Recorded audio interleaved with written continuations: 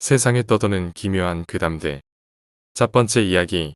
자취방에서 소복 입은 귀신이 웃으며 춤을 추고 있었다. 새벽녘 가위에 눌렸는데 침대 바로 옆에서 소복 입은 어느 여자가 환하게 웃으면서 아주 기괴하고 방정맞은 춤을 요란스럽게 추고 있었다. 그건 춤이라기보다는 거의 지랄발광에 가까웠다. 사지를 이리저리 흔들어대고 머리를 앞뒤로 양옆으로 아주 빠르게 돌리면서 상체와 하체를 앞서거니 뒤서거니 하는 모양새로 지랄을 떠는 허리까지 늘어진 검은 머리는 헝클어져 있었지만 그 머리칼 사이로 드러난 얼굴은 아주 활짝 웃고 있었다. 새벽빛이 아주 조금 밝아졌지만 여전히 어두운 방 안에서 창백한 얼굴에 새빨간 입술, 돋보이는 광대는 또렷이 보였다. 춤출 때마다 소복이 부스럭부스럭거리는 소리, 쿵쾅대는 발소리가 계속 들렸다. 웃음소리는 들리지 않았다. 하지만 여전히 얼굴은 아주 환하게 웃는 표정. 홈서는 나를 구해줄 이는 아무도 없었고 몸은 굳어서 꼼짝도 못하는데 그 두 소리로 가득한 침실에서 나는 비명도 지르지 못하고 그것이 하는 행동과 얼굴을 곁눈질로 쳐다보고만 있을 뿐이었다. 마치 구슬하는 듯 보였는데 꽹거리 소리나 방울, 작두 같은 것들은 들리지도 보이지도 않았다. 어쨌든 나는 가위에서 벗어나려고 발악을 했다. 하지만 그럴수록 몸은 더 아래로 꺼지는 기분이 들었다. 그리고 다시 잠이 들었다. 아침에 눈을 떴는데 아래층이 소란스러워 베란다를 내다보니 구급차가 와 있었다. 아래층 할머니가 오늘 새벽에 돌아가셨다고 한다. 내가 가위에 눌렸던 것과 할머니의 죽음은 어떤 연관이 있는 걸까?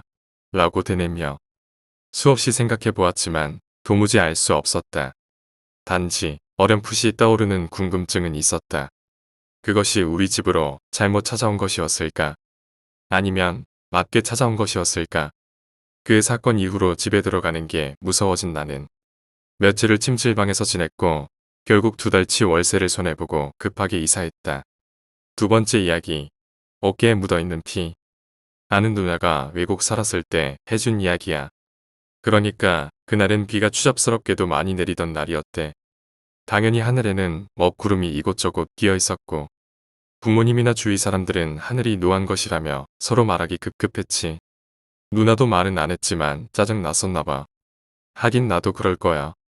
신나게 놀고 해야 하는데 비가 와서 기분은 더럽지. 몸은 젖지. 아주 가관일 테니까. 그렇게 할 일 없이 잔소리도 먹어가며 침대에 누워있는데 연락이 왔나 봐. 지금 나오면 김치전에 막걸리 사준다고. 할 일도 없었고 비가 와서 패턴을 망칠 수는 없었기에 바로 나간다 하고 화장도 간단하게 하고 우산을 쓰고 나갔대. 집 앞에서 좀 더 가면 보이는 편의점 앞에서 친구를 만나고 서로 대화하고 웃으면서 가게로 걸어가고 있는데 앞에서 갑자기 웅성웅성 거리는 소리가 들리고 사람들이 모여 있는 거야. 뭐지? 하고 가까이 가서 어떻게 된 거냐고 물어보니까 빗길이 미끄러워 그만 차가 사람을 치고 전봇대를 박아버렸대. 다행히 운전자는 괜찮지만 원래 사고라는 게 운전자보다 보행자가 더 다치는 법이잖아. 운전자는 중상을 입었고 사고당한 보행자는 그만 피를 너무 많이 흘러서 사망해버렸대. 여기까지 듣고 누나랑 친구는 너무 끔찍하고 비위도 약해서 그냥 가게 가자고 하고 그 자리에서 이동했대. 잠시 후 도착한 곳을 보니 원래는 그냥 외국의 약간 저렴한 식당이지만 비가 오면 한국인들이 많이 찾아선지 한국 막걸리하고 또 저는 좀 다르기는 한데 그나마 김치전과 비슷한 거였어. 그것을 누나 친구가 시키고 서로 떠들며 대화하고 즐겁게 놀고 있는데 가게 안에 있던 한국인 손님들과 외국인 손님들이 저들끼리 자기네들을 보고 이야기를 주고받더라고. 살짝 기분이 나빠진 누나가 도대체 무슨 일이냐고, 왜 우리를 보며 이야기하냐고, 할 이야기 있으면 앞에서 하세요라고 강직하게 말하니까 아무 말 없다가 한국인 여자 손님 한 명이 말하되 당신 어깨에 피 묻어 있어요. 피란 말에 바로 어깨를 보니까 진짜 피가 묻어 있었대. 그것도 조금이면 상관없겠지만 멀리서 봤을 때 아, 저 사람 어깨에 피 묻어 있는데 하고 알아차릴 만큼 흥건하게 말이야. 순간 이상한 기분도 들고 오싹한 기분이 든 누나와 친구는 오늘은 여기까지 하고 서로 들어가자고 하고 계산하고 누나 친구는 택시 타고 누나는 가까우니까 걸어서 바로 가기로 했다 나봐. 누나가 한참 걷다가 집 앞에 골목길이 하나 있었는데 거기에 동물들이 모여 있더래. 비에 홀딱 젖고 있는데도 강아지나 고양이는 서로 모여 있다가 누나가 지나갈 때쯤 짖거나 울어대더래. 누나 진짜 울 것 같이 놀라서 바로 뛰어서 집 들어가고 씻고 자려고 옷을 벗었는데 문득 어깨 쪽에 눈길이 갔대. 얼마나 피가 흥건하면 그 소란을 피웠냐.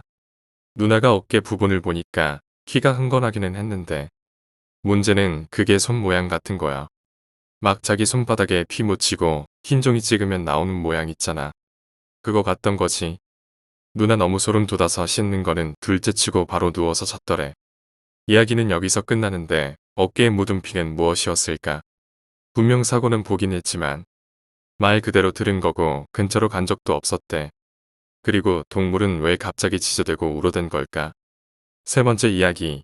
흉가 체험은 제발 하지 마라.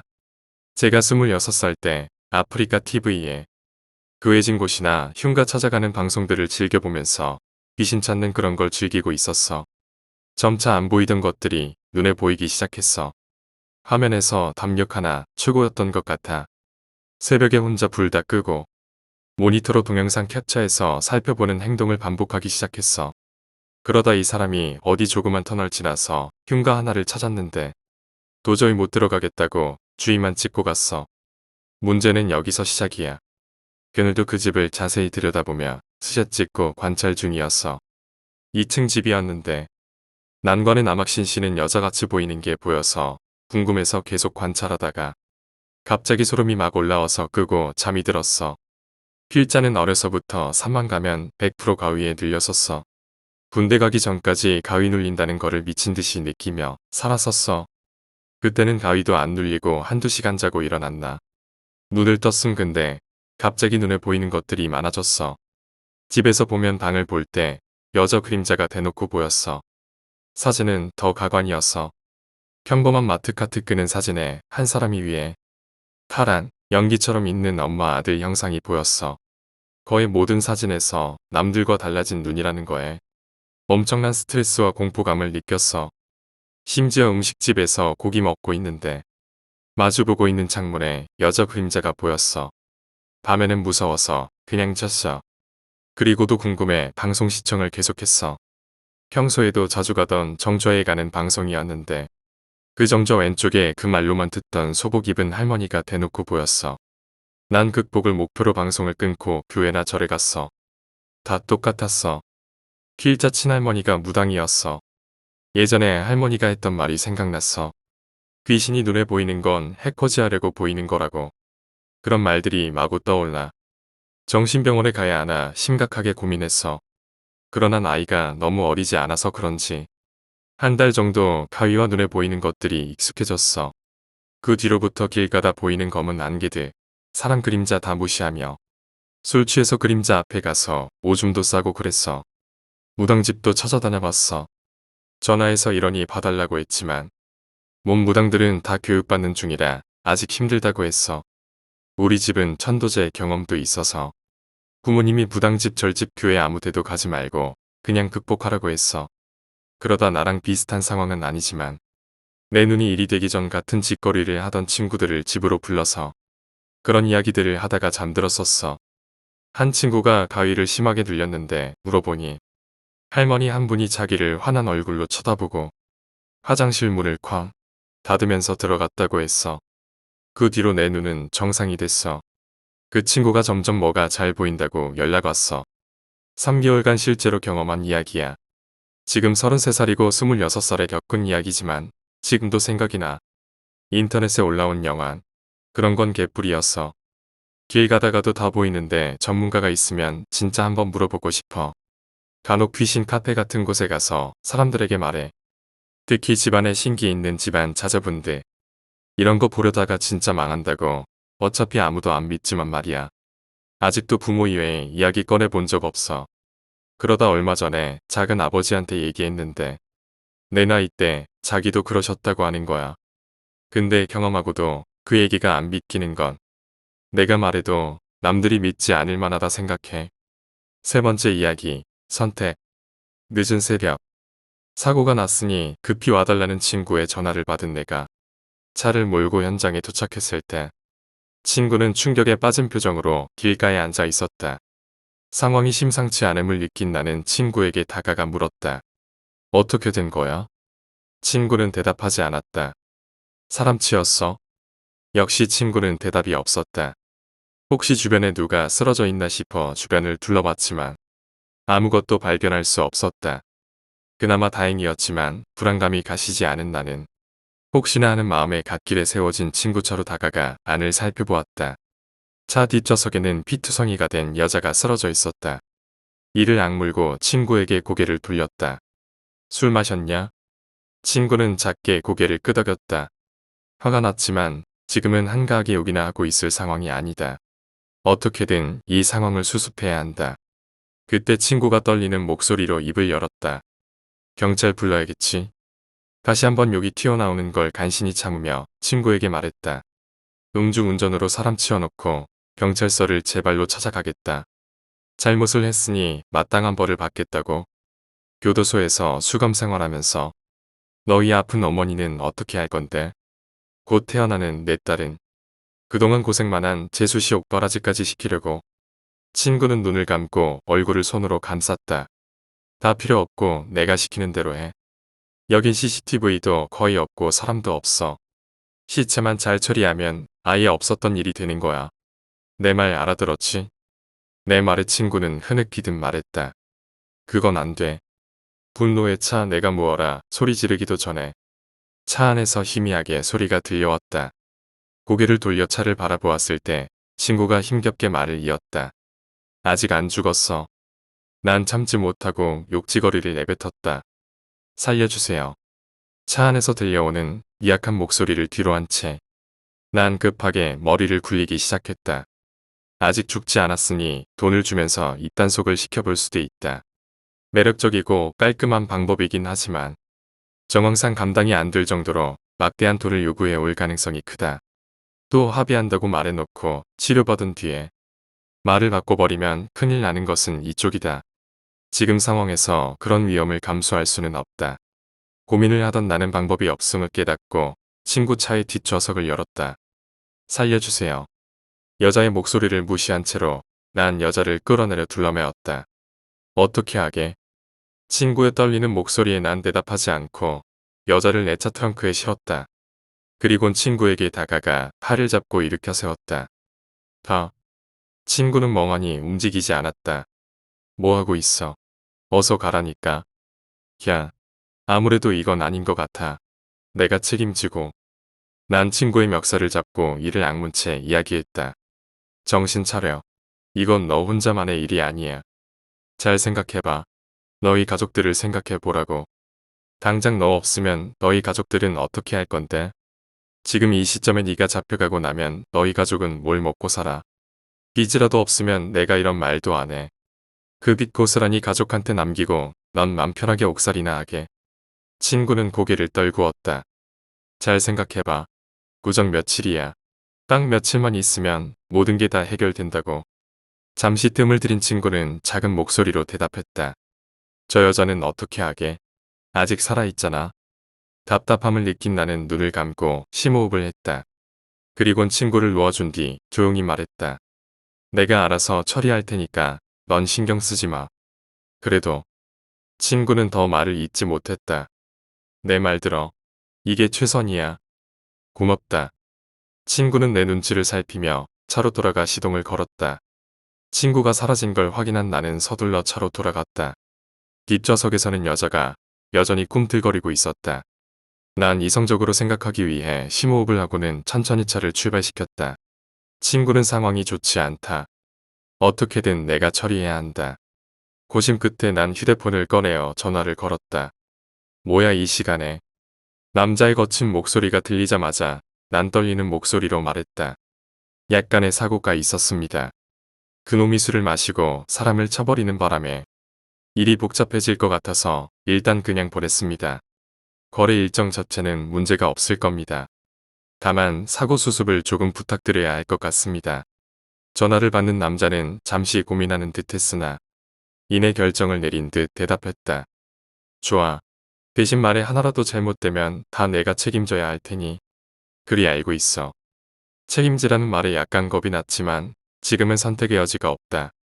그리고 이 건으로 오히려 예상보다 더 득을 볼 수도 있다. 사고 난 게 젊은 여자입니다. 다치긴 했지만 아직 살아있어요. 팔면 값이 제법 나갈 것 같습니다. 남자는 그리 오래 고민하지 않고 대답했다. 그럼 지금 데리고 이쪽으로 와. 상태를 보고 가격을 정해야지.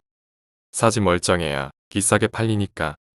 죽어버리거나 너무 심하게 다쳤으면 분해해서 팔아야 할 테고. 내 몫은 사고 수습 비용을 뺀 나머지야. 전화를 끊은 나는 한결 마음이 편해진 채로 시트에 몸을 기댔다. 다행히 어떻게든 잘 처리될 모양이다. 내 인생을 망쳐버린 뒷색이었지만 이럴 땐 오히려 든든한 지원군이 되어주었다. 조직에서 빠져나가지도 못하고 빚만 늘어나던 차에 적당히 일 맡길 사람 하나만 데려오면 큰돈을 받을 수 있다는 제안이 들어왔다. 뭘 하는지 정확히 알 수는 없지만 위험한 일이면 틀림없다. 죽을 수도 있겠지만 아니 높은 확률로 죽겠지만 순진한 그 친구는 그런 위험성까지는 전혀 생각하지 못하는 모양이었다. 힘든 상황에서 빚까지 지고 있으니 큰돈을 벌 수 있다는 내 말에 혹해서 다른 건 생각할 겨를이 없던 건지도 모른다. 어찌되었든 간의 결정은 그 친구가 했으니 죽든 살든 모두 그 녀석 책임이다. 난 그냥 중간에서 소개로만 떼어먹으면 그만이었다. 친구 녀석이 멍청한 짓을 하는 바람에 모든 게 물거품이 될 뻔했지만 오히려 생각 외의 수익이 더 생기게 되었다. 잘하면 빚을 다 갚고 깨끗하게 새 출발할 수도 있을 것 같았다. 난 뒤에서 신음하는 여자가 죽지 않기를 바라며 차를 출발시켰다. 네 번째 이야기, 남자의 얼굴. 도로조차 제대로 포장되어 있지 않아. 노는 거라고는 개울에서 멱이나 감던 시절. 국민학교는 겨울방학을 맞아 그조차도 더 이상 할 수 없게 되었다. 방학이 시작될 무렵 우리 마을의 외지인이 이사왔다. 눈빛이 영혼이 빠져나간 듯 흐리멍덩하고 머리에는 떡진 기름기가 넘치는 남자. 그는 마을 사람들과 소통조차 하지 않은 채 오직 자신의 집안에만 틀어박혀 있었다. 나는 그 아저씨에 대해 궁금하여 어머님께 여쭈어보았지만 절대 그 사람 가까이에 갈 생각조차 하지 말라는 말만 매몰차게 돌아올 뿐이었다. 방학이라 시간은 남아돌고 겨울이라 친구들은 밖으로 잘 나오지도 않으며 메뚜기도 못 잡았기에 매일매일이 심심함의 연속이었다. 어른들은 마을 뒷산의 공동묘지에서 놀지 말라고 아이들에게 으름장을 놓긴 하였지만 놀 것도 없는 동네에서 봉긋하게 솟아오른 묘지 위로 미끄럼틀을 타던 우리는 예전부터 그것이 하나의 놀이가 되어 있었다. 나는 향수에 이끌려 혼자서라도 놀기 위해 아침 일찍 묘지로 향했고 몇 달 만에 본 묘지는 처참하게 파헤쳐져 있었다. 어른들은 뒤늦게 그 사실을 깨달았고 고인의 가족은 뼛가루가 모두 사라진 채 부서진 유골함만을 부둥켜 안고 통곡하였다. 마을 사람들은 얼마 전에 들어온 외지인을 의심하여 남자의 허락도 묻지 않고 그의 집안을 강제로 뒤졌고 퀴퀴하고 불쾌한 냄새만 나던 그 집에서는 아무것도 발견되지 않았다.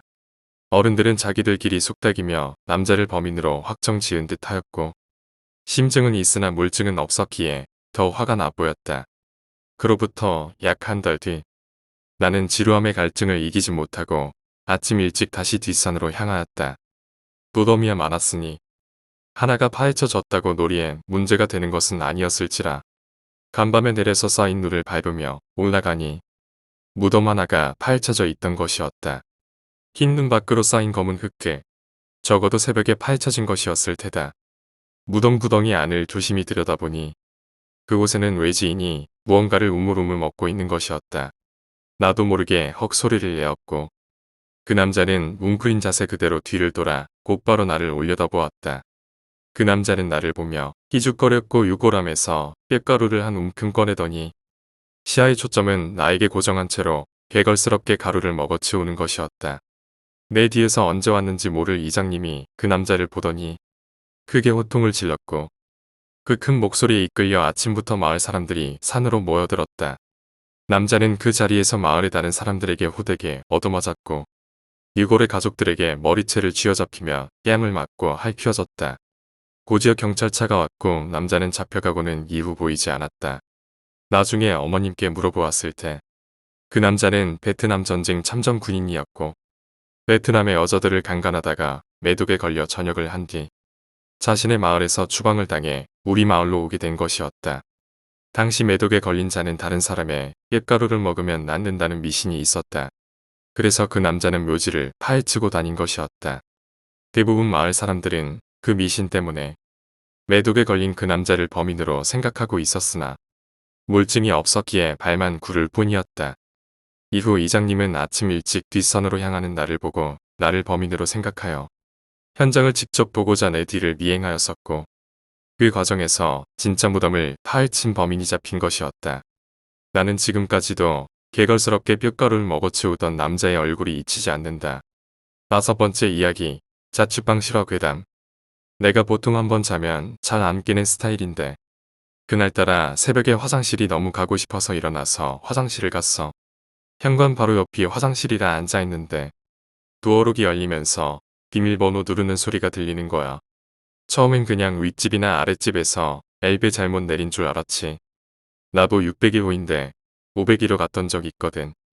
근데 갑자기 소름이 쫙 돋았던 게 우리 집은 내가 유난스러워서 비밀번호가 11자리거든. 근데 정확히 11자리를 누르는 거야. 다행히 틀렸더라고. 그렇게 두세 번 더 시도하다가 삑삑삑하는 경고음이 나오고 내가 정신 차리고 현관문을 발로 뻥쳤어. 그랬더니 후다닥 도망가는 소리가 들리더라. 근데 같은 층 어느 집에서 문이 쾅 하고 닫히는 소리가 들리는 거야. 그 후로 내가 좀 예민해졌어. 거기다가 퇴근하고 돌아올 때마다 우리 집 도어록 뚜껑이 열려있는 날이 많아진 거야. 그래서 내가 출근 전에 도어록 뚜껑을 닫았나 확인하고 다녔는데도 열려있던 적이 몇 번 있었어. 그때 내가 집에서 나가는 시간이 오전 8시쯤이었는데 엘베를 기다리는 중에 우연히 고개를 돌렸는데 한 집의 초인종에 빨간불이 들어와 있는 거야. 나중에 실험해 보니까 우리 집에서 인터폰으로 현관 카메라를 켜면 현관문 앞이 보이고 초인종에 빨간 불빛이 들어오더라. 그 집은 현관 카메라를 켰을 때 엘베를 기다리는 내가 딱 보일 위치였어. 그래서 그 다음부터 의식 안 하는 척 수시로 확인했는데 항상 켜져 있더라고. 소름 끼치고 무섭긴 했는데 어차피 증거도 없고 조만간 방 뺄 예정이라 한두 달만 조심하자 하고 살았지. 그 집 현관문에 보면 항상 무슨 독촉장이 엄청 많이 붙어 있더라고. 공과금이랑 관리비랑 이런 거. 잃을 거 없는 사람 같아서 그래서 더 무서웠어. 그러다가 내가 일하는 사람들이랑 우연히 성범죄자 알림이라는 앱을 보게 됐는데 내가 사는 건물에 한 명이 뜨더라고. 건물 번호자만 나오고 호수는 안 나오는데 왠지 그 집 사람일 것 같았어. 이유는 제목이 주거침입 및 강간이었거든. 참고로 우리 오피스텔은 5에서 6층만 주거용이었어. 나머지는 병원이랑 경로당 카페 같은 상가용이었거든. 암튼 그 후로 나도 건물 입구에 도어록 있는 곳, 초등학교 바로 앞 CCTV 있는 곳, 지구대가 가까운 곳으로 알아보고 이사했어. 6번째 이야기, 조상신. 내가 6살 때 교통사고를 당했었어. 내 기억상으로는 그때 당시 대치동 근처에 살았던 것 같아. 근데 그때는 강남이 잘 사는 동네라고 불러지기 전이라 발달 안 됐었어. 내가 유치원 끝나고 부모님이 맞벌이라 항상 쌍둥이 형이랑 같이 집에 갔단 말이야. 근데 그날 같이 가는데 쌍둥이 형이 아슬하게 남은 신호를 뛰어가고 난 기회를 놓쳤어. 그러다 내 기억상으로는 건너서 우리 집 가려면 골목을 몇 개 지나야 하는데 골목에서 튀어나온 트럭에 치인 걸로 기억하고 있었단 말이야. 그 후 나이 먹고 그때 엄마한테 물어보니까 트럭이 아니고 내가 신호등 기다리는데 어떤 승용차가 나를 치고 뺑소니 했다고 한 거야. 하여튼 난 유치원 나온 것까지는 기억나는데 그 후 기억이 가물하기도 하고 다 없단 말이야. 근데 엄마가 한밤중까지 내가 안 오길래 경찰에 전화해서 실종 신고했는데 지금 우리 집 근처에서 교통사고 난 아이가 있는데 보호자가 안 나타나고 있다고 해서 엄마가 날 찾은 거란 말이야.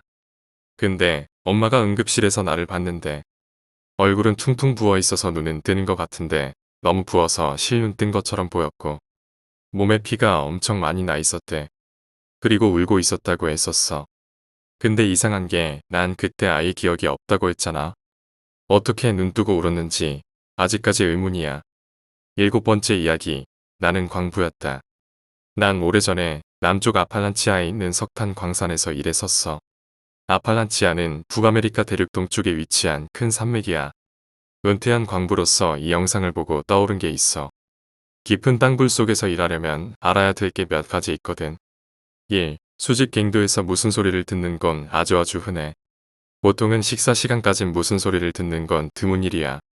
작업장에 있는 모든 기계 전원을 내리고 갑 구멍이라 불리는 식사 장소로 모이면 아주 조용해져. 그러다 갱도에서 무슨 소리가 들리더라도 다들 오랫동안 일을 한 사람들이라 그냥 무시하곤 했어. 2. 목소리를 듣거나 불빛을 보는 일도 꽤 있어. 아무것도 없는 곳에서 들리는 목소리나 있어서 안 될 곳에서 보이는 빛이나 거의 모든 광부는 신경 끄고 일이나 하기로 해. 솔직히 그렇게 깊은 곳에 가면 소름 끼치기도 하지만 모두 함께 있었기에 무섭다는 생각은 들지 않았어. 3. 두드리는 토미. 내가 일하던 광산에 불행한 사고가 있었지. 한 광부 위로 천장이 크게 내려앉은 사고였어. 우린 구출하고 있지만 불가능했어. 그 광부는 구출 지점이랑 너무 멀리 있어서 도저히 방법이 없었거든. 그 광부는 결국 거기서 죽었고 끔찍한 사고로 남았지. 채광 회사는 그냥 그 갱도를 벽돌로 막아버리고 작업을 계속하도록 지시했어. 그 사람은 지금까지 그곳에 매장되어 있겠지. 4. 우리 식당은 벽돌로 막은 바로 거기 근처였어. 그러니까 솔직히 몇 번 나도 들은 것 같아. 그 벽돌, 벽 뒤에서 망치나 끌 같은 걸로 자꾸 돌을 때리는 소리가 나는 것 같았거든. 난 그때도 성인이었고 한 집의 가장이었지만 새벽 3시쯤에 식사를 하러 갈 때면 가끔 죽을 만큼 무서웠어. 결국 다들 거기 근처에서 식사하는 게 불편했고 한동안 다른 곳에서 식사를 해결하곤 했지. 5. 가끔 불빛이 날아다니는 걸 봤어. 그런 걸 본 날은 한 번도 기분 좋았던 적이 없었어. 언제가 내 마지막 근무가 될지 모르는 상황에서 그런 걸 보는 건 겁먹기에 충분했거든. 지금 와서 말하는 건데 그냥 그 밑에 있는 것만으로도 겁을 먹기엔 충분한 조건이었던 거야. 6. 내가 말하는 광산은 지금은 완전히 폐쇄됐어. 10년이 넘은 이야기이지만 난 아직도 거기에 묻혀있을 그 사람을 생각하곤 해. 아직도 자기 도구로 벽을 두드리고 있을까 생각도 들고